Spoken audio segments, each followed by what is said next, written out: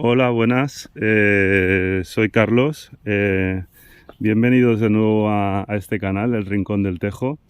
Y aprovechando que estoy en este paraje tan bonito que me gusta venir a visitar para relajarme, voy a hablar de las líneas principales que definen pues mi punto de vista sobre la espiritualidad, el autoconocimiento, la relajación, ¿vale? Y sobre esto pues quería decir que yo no me baso en ninguna religión, sino que más bien para mí la espiritualidad se basa en conocerse a uno mismo. Es decir, para eso, para mí eso es mi religión. Mi religión es conocerme. Y desde mi punto de vista considero que a Dios no hay que tenerle tan presente. Si tú fueses Dios no quisieras que te estuviesen todo el rato agobiando. Estás aquí para vivir una experiencia. Al fin y al cabo,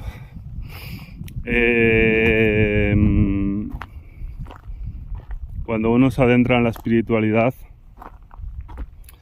es lo que digo yo siempre, que es como un compañero del trabajo mayor que decía siempre: el camino se acaba y el tonto sigue. Y es que metido dentro del camino de la espiritualidad, uno se piensa que tiene que seguir y seguir y seguir y seguir para creerse que está andando en el camino. Pero no, ya te has pasado de largo, es decir, te has pasado de largo del desvío, es decir, vale, sí, tienes que andar, de acuerdo. Pero lo que andes, lo tienes que sentir. No puedes coger andar por decir, venga, sí, Buda y el Zen y esto y lo otro y venga y cuánto sé y estoy avanzando. Es como esa frase que vi en una película, que si no recuerdo mal lo leí en un libro también, sobre Zen, creo que era el libro de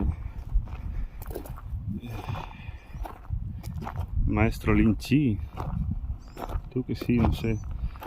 Pero bueno, esa frase que sale en esa película que es del fin del mundo, creo que es del 2012, o sea, del tema del 2012 y tal,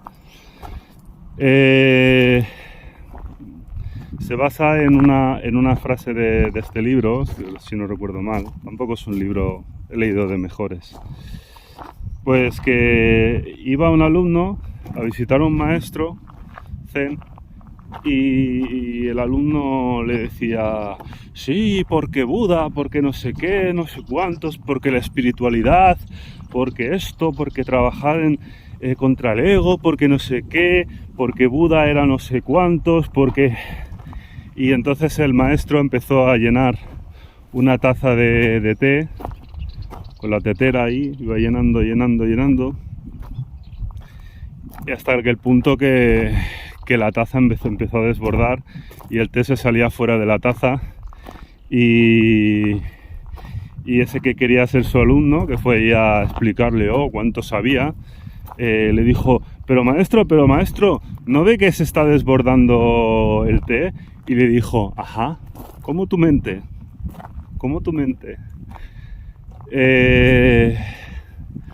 Pues bueno, al fin y al cabo, es mejor vivir la experiencia enfocada hacia la exploración de uno mismo y no caer en actitudes mitomaníacas, porque uno se acaba agobiando a sí mismo y decir: estoy harto ya de espiritualidad, de que si Buda, de que si no sé qué. Yo la espiritualidad la vivo de una forma mucho más vacía, desde la vacuidad. No vacía en cuanto a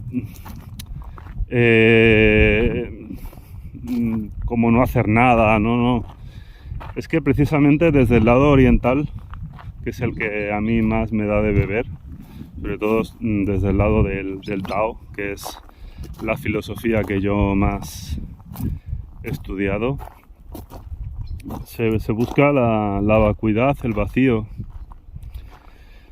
Mientras que en otras religiones que son más mitomaníacas, como la católica, las religiones de corte hindú, como el budismo, el hinduismo, o las religiones como el judaísmo, pues buscan llenar, ¿no?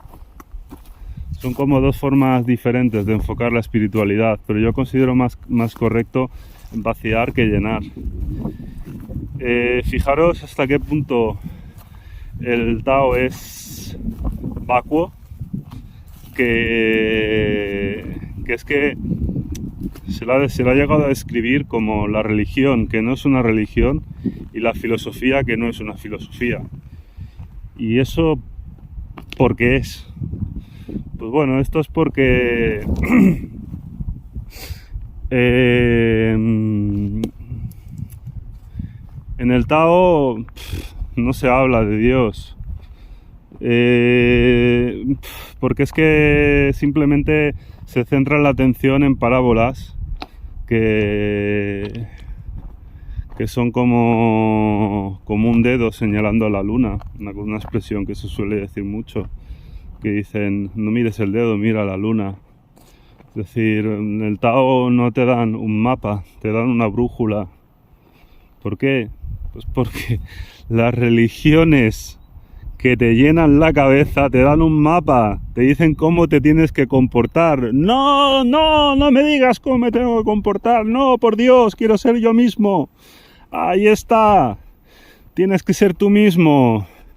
No te tienen que decir no pases por aquí. Bueno, si pasas, si te tropiezas, pues entonces sabes que hay. Hostia, este sitio, las rocas estaban muy afiladas, estaban puestas de una manera así muy escarpada. Hostia, me he caído, me he hecho daño. Sin embargo, si te dicen no pases por ahí, que te vas a hacer daño, y no pasas, pues al final pues le cogerás miedo a ese sitio y no irás, y siempre estarás ahí pensando: ay, ese sitio es misterioso, ese sitio. Es como otra parábola taoísta, ¿no? Que dice... bueno, una parábola taoísta del gran maestro, de Lao Tse, que es el más grande, el más grande es un gran maestro, ¿no? No quiero idealizarlo ni que se vea que soy un mitomaníaco de él, porque tampoco lo soy, ¿no? Pero que es el más grande porque se considera que fue él el que fundó el Tao.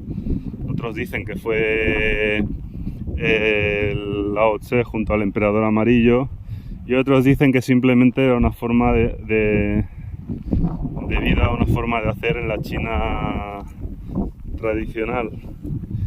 Y entonces una de esas frases que describen el hacer de una persona que sin complejos, pues dice: sé como el agua que ocupa siempre la posición más baja y recorre lugares que otros evitan. Que ocupa la posición más baja se refiere al ego, a matar el ego. Y que recorre los lugares que otros evitan quiere decir que el agua va sin mente, no piensa en lo que hace, simplemente pues fluye y además hacia el lugar de menor esfuerzo, es decir, siguiendo la gravedad. Nunca verás el agua remontar. Por ejemplo, los salmones remontan el río y acaban muertos, ¿no? Los peces que remontan el río, como los salmones, pues acaban muertos, ¿no?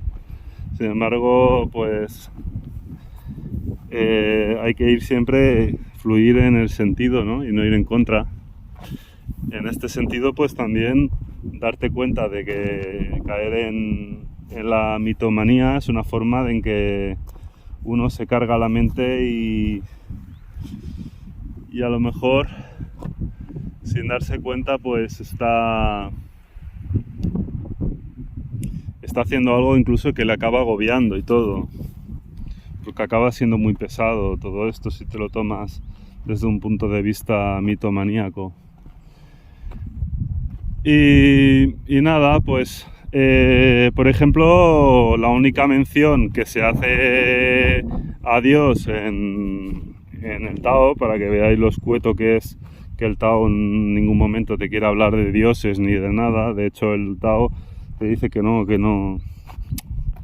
le hagas caso a esas cosas, que sé tú mismo y utiliza tu virtud, potencia tu virtud, haz las cosas sin esfuerzo.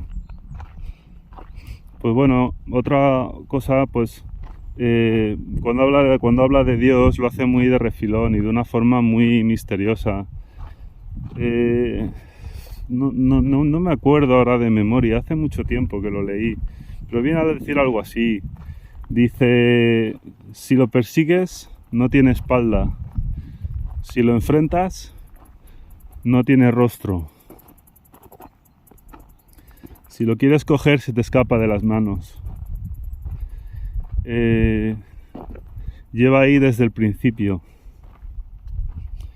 Dice, y no sé cómo se llama. Es por eso que yo lo llamo Tao.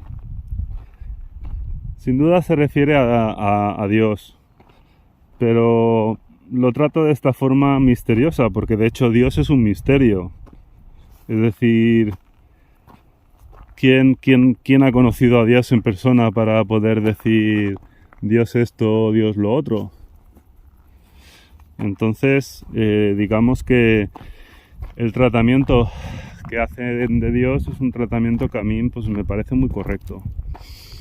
Luego, tal y como expliqué en mi anterior vídeo sobre las sociedades antiguas, civilizaciones antiguas, mejor dicho, hablé sobre las similitudes entre las historias que cuenta la antigua Grecia, Egipto, el libro de la Cábala, el judaísmo, pero el Tao también cuenta la misma historia. Es una historia en la que se habla de que todos pertenecemos a una mente y existimos en este mundo porque alguien nos piensa. Porque alguien piensa en nosotros como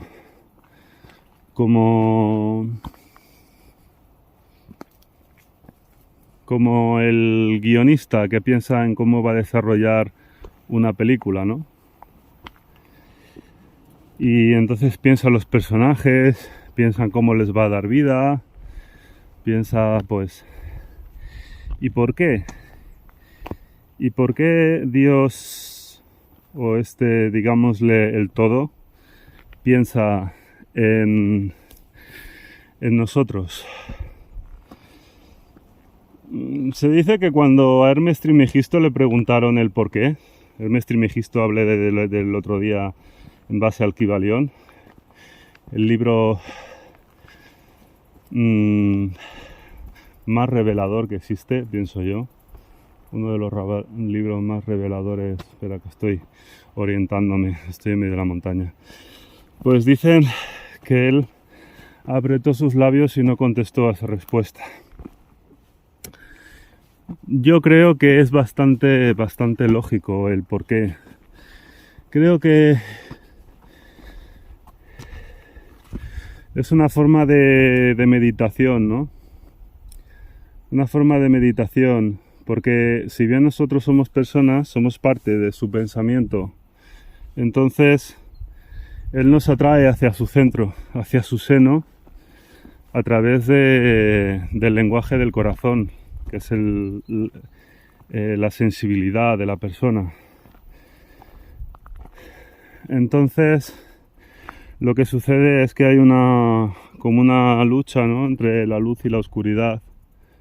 La luz sería, pues, acercarnos al todo, acercarnos al uno, para dejar de seguir girando en los ciclos de la rueda. Y ya hablaré de esto. Pero luego hay otra fuerza que es la opuesta y que quiere hundirnos en el mundo material. Entonces, bueno, creo que ya me he olvidado de por qué había dicho todo esto, porque me voy con los preámbulos y pierdo el hilo de lo que decía. Pero bueno, sí, pues teniendo todo esto en cuenta,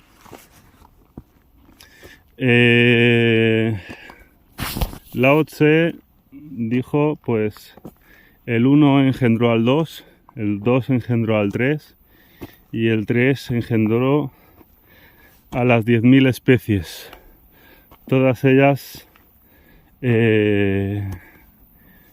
con sus destinos interconectados, interrelacionados, un destino común. Tiene que ver todo esto con el macrocosmos y el microcosmos. Tiene que ver todo esto con la explosión del Big Bang, con la explosión de la mente del creador, con la disgregación del uno. Es decir, si bien el uno era uno, como el Big Bang antes de explotar, porque digamos que el Big Bang sería el aspecto material del uno, la mente del uno disgregándose en otras formas de conciencia posinferior, como las personas, los animales, las plantas, incluso los seres inanimados como las rocas, porque todo tiene un nivel de conciencia. Al formar parte todo de la misma mente, porque todo el universo forma parte de la misma mente, todo parte de la misma mente, todo tiene conciencia. Y es algo que se ha demostrado con estudios que se han hecho con el agua, que el agua, según el trato que se le da, pues proyectando malas emociones o buenas emociones, luego al cristalizar, pues cristaliza con formas bonitas, perfectas, geométricas, o cristaliza con formas amorfas. Esto lo dijo un tal Emoto japonés, un profesor japonés, un tal Emoto, no me acuerdo del nombre. ¿Eso qué significa? Pues que el agua tiene un nivel de conciencia y que si tú al agua la sometes a malas emociones, malas vibraciones, contaminación, etcétera, aunque luego la destiles, habiendo estado contaminada, parece ser, según se dice, que el agua tiene memoria y que luego cuando cristaliza lo hace de una forma amorfa. Pues bueno, lo que estaba diciendo, claro, el Big Bang es pasar de la unidad desde un punto en el que todas las fuerzas del universo, que es la gravedad, el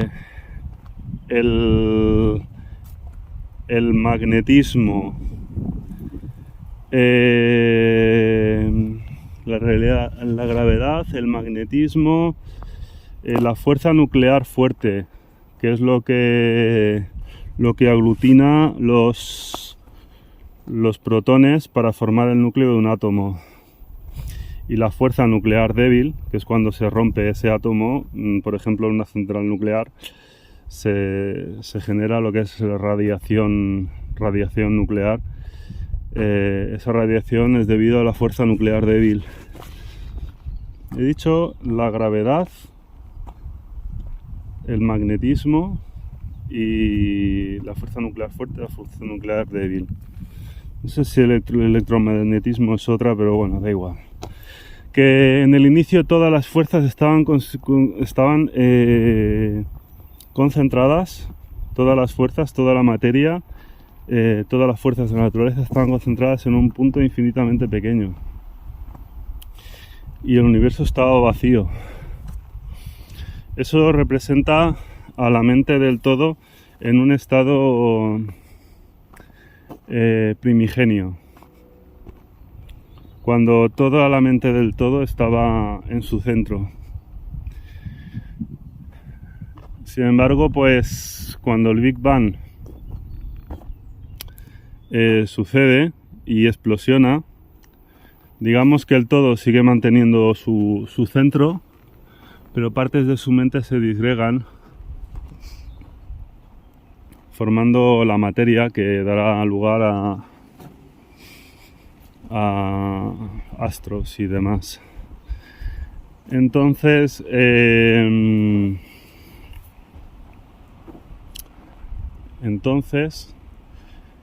digamos que de ahí viene lo del 1 engendra al 2, el 2 engendra al 3, el 3 engendra a las 10.000 especies, todas ellas con un destino común. Y también tiene que ver pues con otras visiones, ¿no?, de otras culturas. Por ejemplo, Tot, que era en Tot en Egipto, que en Grecia se le llamaba Hermes Trimegisto. Hermes Trimegisto quiere decir el 3 veces grande. Digamos que explicó, como dije en mi anterior vídeo, las leyes que rigen el universo. Y la primera ley de Hermes Trimegisto es la ley del mentalismo, que dice precisamente esto, que el universo es una creación mental del todo. En la Cábala también se dice lo mismo. En los cristianos gnósticos, que fueron los primeros cristianos, también decían lo mismo. O sea, todos se basaban en una declaración panteísta. Una declaración panteísta quiere decir que Dios está en todas partes. Había una frase que decía: levanta una roca y ahí me encontrarás, ves un arroyo y cuando veas caer el agua ahí estaré. Es decir, la única forma de que Dios esté en todas partes es que nosotros estemos dentro de Él. Y ya te digo, he nombrado tres tradiciones importantes, pero hay muchas más. Algunas se me olvidan y se me vuelvo a acordar otra vez más tarde. Pero que es un aspecto de la religión, más que de la religión, porque para mí la religión es la espiritualidad prostituida y utilizada por las élites en su propio beneficio. Pues es un aspecto muy común a todas las civilizaciones antiguas. Y bueno, ese es el motivo por el que pienso que la búsqueda del autoconocimiento, de la espiritualidad, de la relajación, tiene que partir de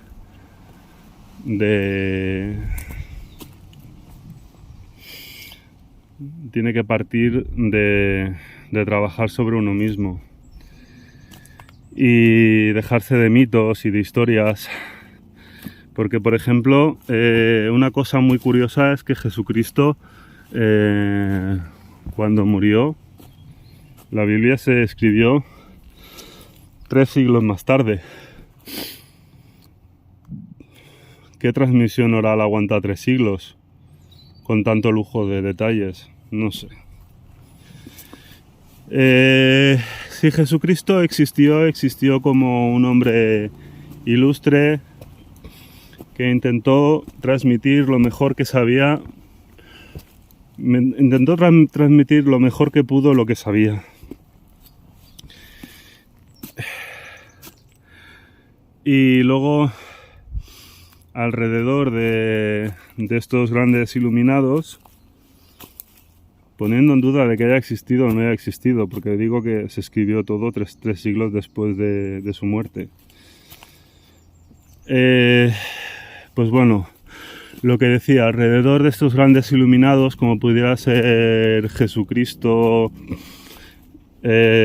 Buda, Lao Tse del taoísmo, incluso, no sé, Mahoma, pues se construye una historia institucionalizada para que el poder pueda controlar a las gentes. Solo hay que ver, pobrecitos cristianos, cómo se ha prostituido el Vaticano para encajar dentro del nuevo orden mundial, que ahora el Papa habla de comunismo, pero por Dios, ¿cómo el Papa va a hablar del comunismo? A favor, pero por Dios, ¿cómo va a hablar el Papa de comunismo cuando el comunismo ha ido a matar a los curas, ha ido a matar a los sacerdotes de todos los países comunistas? En China el comunismo arrasó, ¿cómo se llama esto? Arrasó los sitios estos, los templos de Shaolin y todo esto, los templos budistas, lo arrasó todo. Quisieron acabar con toda la religión. Y este Papa me habla de comunismo, por Dios, por Dios. Y va la Yolanda Díaz ahí a entregarle no sé qué bufanda, no sé, bufanda no, la cosa esta que se pone en el cuello así. Y no sé, es muy raro todo, ¿no? Como el hecho de que ahora se meta este Papa con que si España fue allá a Sudamérica a matar gente porque sí. Y yo digo, hombre, no fueron a dar besos. Pero parece ser, y yo no me voy a mojar ahí porque no estuve allí, pero en contradicción por lo que se suele decir, parece ser que aparte de quitarles el oro, que eso está claro, quisieron enseñarles pues su camino. En aquella época se consideraba que el cristianismo era el único acertado, pero no fueron a matar. A priori, porque de hecho es una nación mestiza. Toda Sudamérica son países mestizos.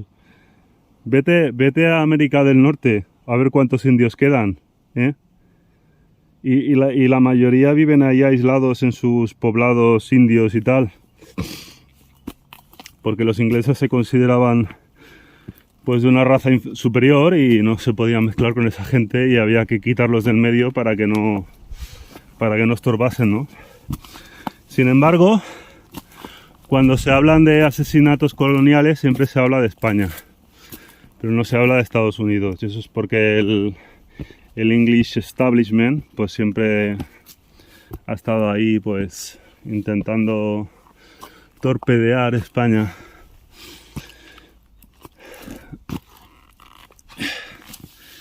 Y bueno, y ahora pues con el tema del nuevo orden mundial, pues también se quiere despojar a las naciones, a la gente de esas naciones, de sus tradiciones y costumbres, de la moral, de la ética, pues para que puedan abrazar algo más colectivo, ¿no? Se habla de un sistema comunista como Bill Gates dijo, no tendrás nada y serás feliz. Bueno, no sé. No quiero tratar este tema muy a fondo porque no es un canal de política. Aunque como dije en mi anterior vídeo hay que entenderlo todo porque todo está interconectado. Cambiando un poco de tercio, también pues quiero explicar el hecho de que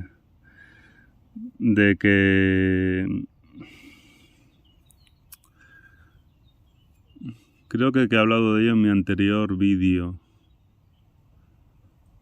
pero bueno, el hecho de que mi forma de ver la espiritualidad es intentar conseguir la calma y la unión entre cuerpo y alma, porque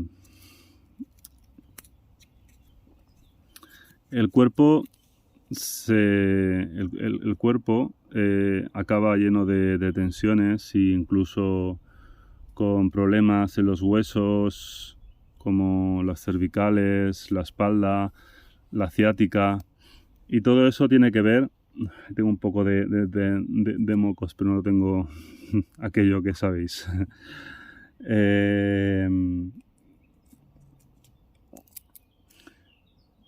Pues bueno, los problemas esos físicos, de dolores y tal, pues siempre o en la mayoría de las ocasiones vienen inspirados por un malestar en la mente, por el hecho de que la mente no está en calma, y entonces eso provoca que el cuerpo esté en tensión,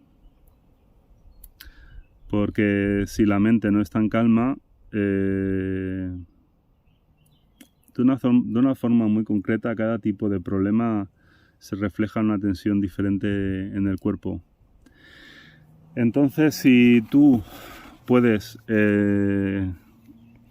controlar las tensiones, o sea, si puedes controlar, sí, se puede hacer desde un lado o desde otro. Si puedes controlar las tensiones pondrán de manifiesto los problemas que tienes, porque en cuanto intentas controlar una tensión que está provocada por un pensamiento negativo, sea un trauma, sea una inseguridad, sea un conflicto que tienes con otra persona o lo que sea lo que sea,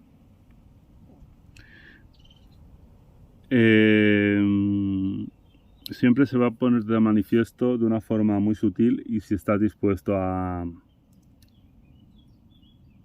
sentirlo, a escucharlo, el hecho de cómo me voy a relajar si...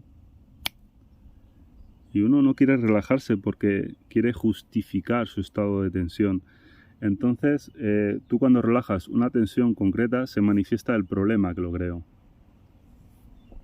¿vale? Y de la forma inversa también, un pensamiento negativo recae sobre una tensión en tu cuerpo.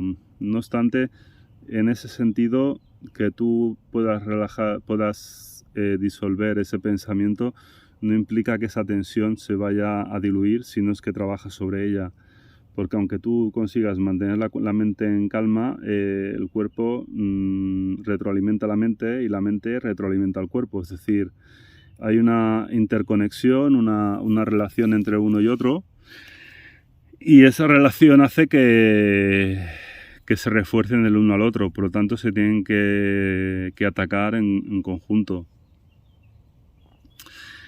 Entonces, pues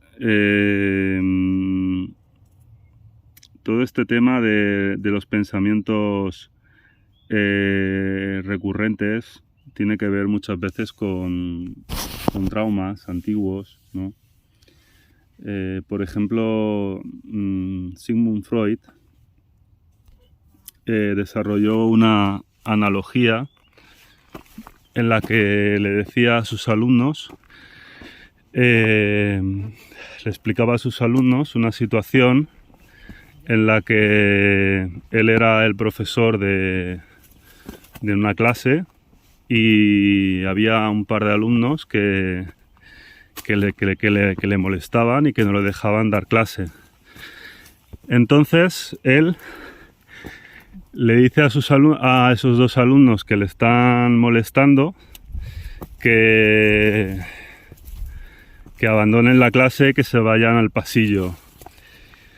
Pero esos alumnos, desde el pasillo, pues siguen golpeando la puerta y siguen causando malestar al profesor. Y entonces, digamos que esos alumnos que están molestando en el pasillo representan un trauma que ya no es visible por el individuo. Y entonces llega un momento en que el individuo olvida la causa de su malestar,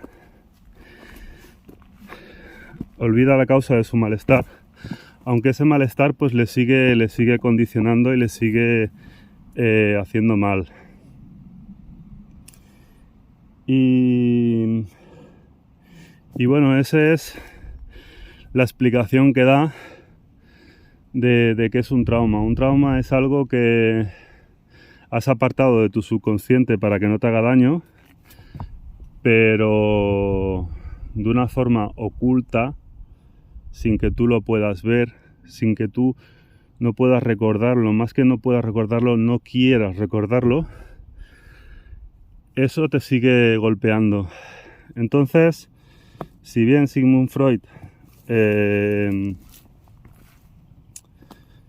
utilizaba la hipnosis como método de averiguar, ¿no?, la causa de los males de sus pacientes, al final decidió que simplemente iba a preguntarle por sus sueños, porque él decía que en los sueños esa puerta entre la clase y el pasillo se abría, y que preguntando acerca de los sueños y interpretándolos podía saberse qué era lo que atormentaban a sus pacientes, ¿no? Entonces, digamos que esto a nivel del día a día sucede de que uno está siempre asaltado por estos pensamientos, ¿no?, que tienen que ver con traumas, con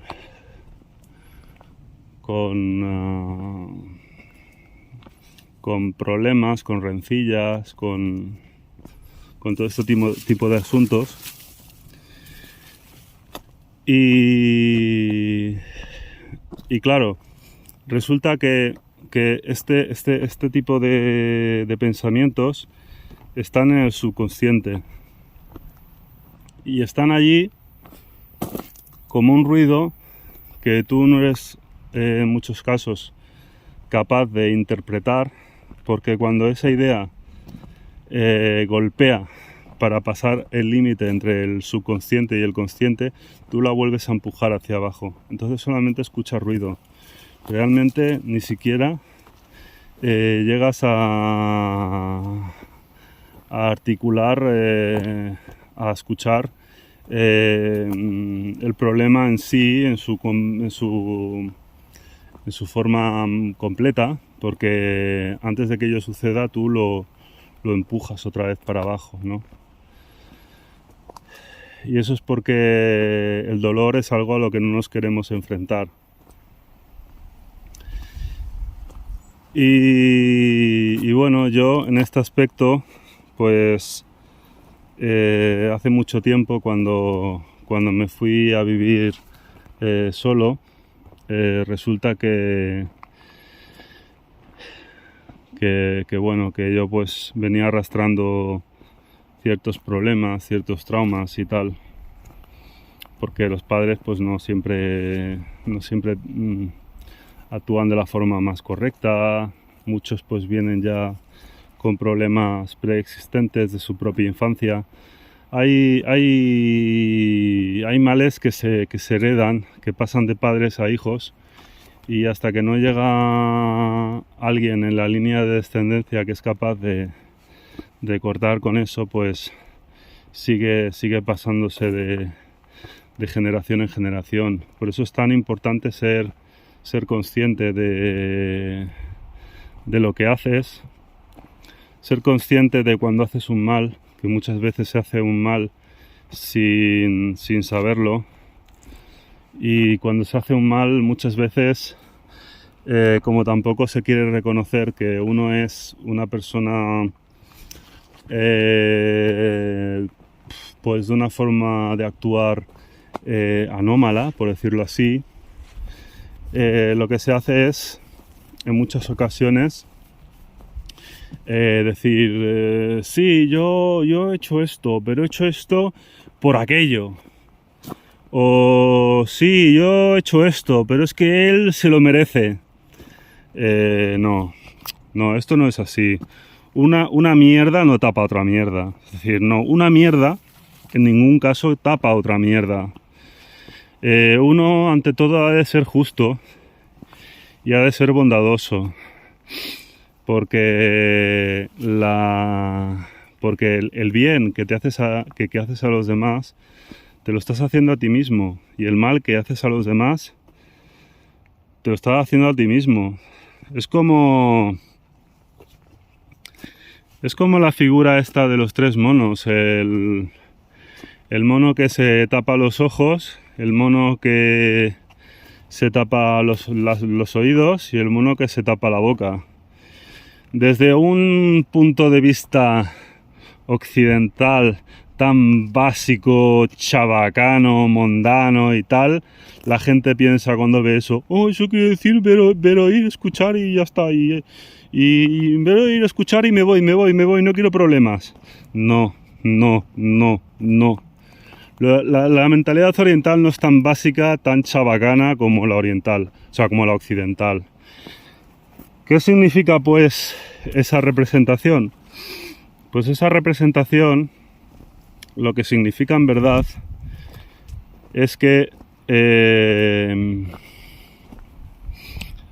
no ver el mal, es decir, no ver gente que esté haciendo el mal a tu alrededor, no hablar maldades. Si hablas maldades, te vuelves malévolo. Y no escuchar maldades, porque en ese caso también eso te acaba corrompiendo, te vuelve convirtiendo en una mala persona. Entonces, digamos que si bien nosotros un buen alimento nos protege, pues potenciando nuestro sistema inmune, etcétera, etcétera. Los alimentos son, pues, sustancias materiales, ¿no? que sirven a nuestro organismo para funcionar, ¿no? Mejor o peor dependiendo de la alimentación y del individuo, de cómo procese esos alimentos.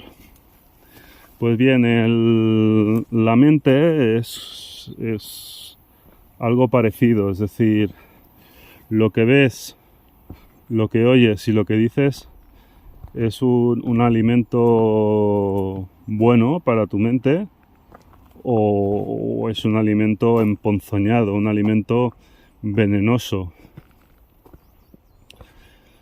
En ese aspecto también las películas de Hollywood, que siempre pues salen atracadores, violadores, películas de miedo de un gore muy extremo, pues también afectan negativamente a la psique, que es el alma.